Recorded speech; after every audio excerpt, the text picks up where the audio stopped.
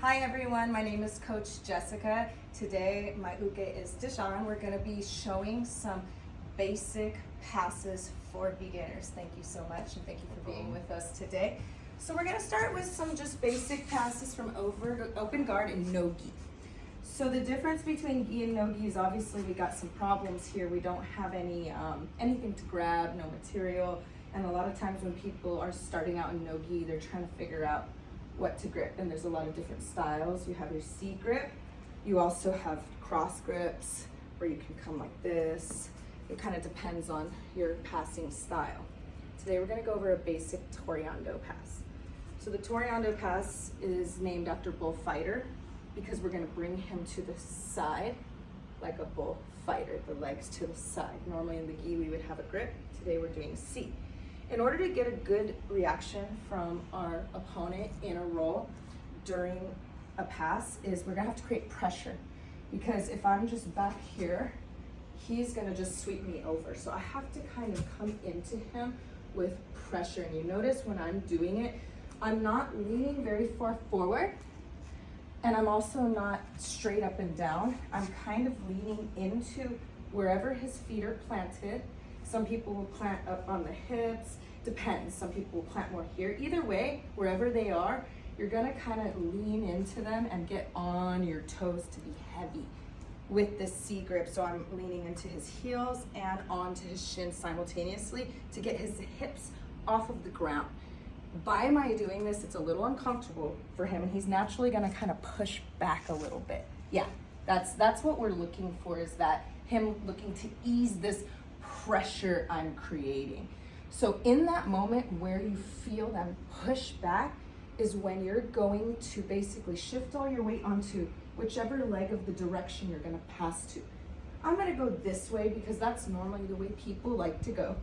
So what I'm going to do is I'm going to shift onto this leg and step back as I throw them to the side, but it's going to be one fluid motion. So I'm coming in as soon as he pushes back, boom. And then this leg that I stepped back comes in, and then this leg gets nice and far. Notice how I still have control of the leg. I still am blocking this knee.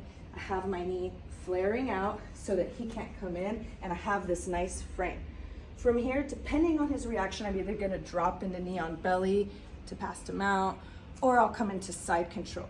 So it just kind of depends on how they react. So what we're gonna do right now is just basic side control. So I'm gonna dive down, drop a knee, drop my other knee. I have one knee up by the shoulder, one knee down by the hip, one hand blocking the hip, and then this hand's gonna come across face, cup his armpit, bring him into me, and make sure he faces away.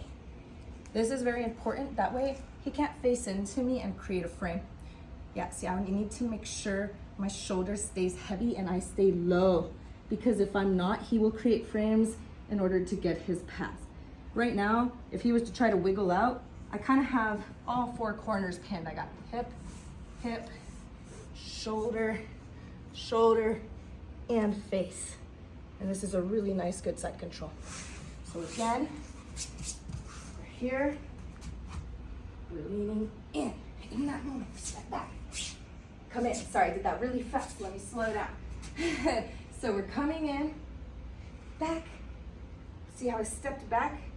And then I'm coming in, and I'm immediately getting this away. Immediately. Because if I don't, more advanced players will hook under this and start throwing legs for entanglements. Now, if we're going to do a knee on belly, see, I'm still doing all my blocking. I still have my frames. I'm going to come down. Notice how I immediately brought my elbow in so that he can't start grabbing it. And I'm just going to hold him here. From here, I could either surf into mount, drop back into side control, like if he was to frame towards me. For example, if he was to face towards me, I would drop into side control. If he stays there and I'm in a tournament, I'm probably going to surf into mount in order to get my 4 points. One more. Cup, C grip. So you're controlling the legs. I'm leaning into the feet and onto my hands as soon as I feel that reaction.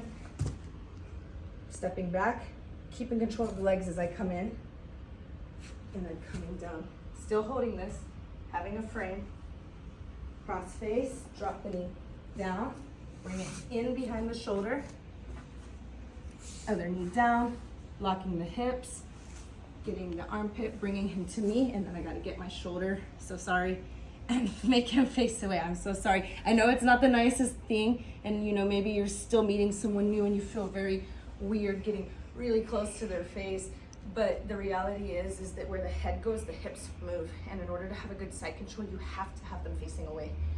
Otherwise, he's gonna be able to face into me and create some frames. One final time, in case you may wanna look from the back in terms of how I'm dropping into side control. We're gonna come in, as soon as he gets back, step in. Very important when I step in, that I step past the hip.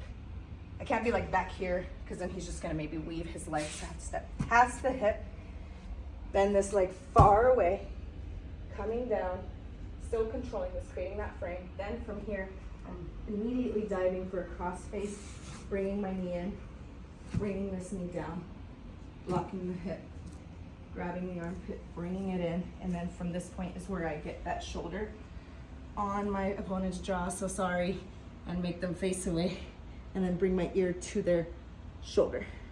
Now I have a nice pin. Normally in any tournament, after 3 seconds, you would get your points. You only have 30 seconds to work from there before they start calling you some disqualification points. Thank you very much.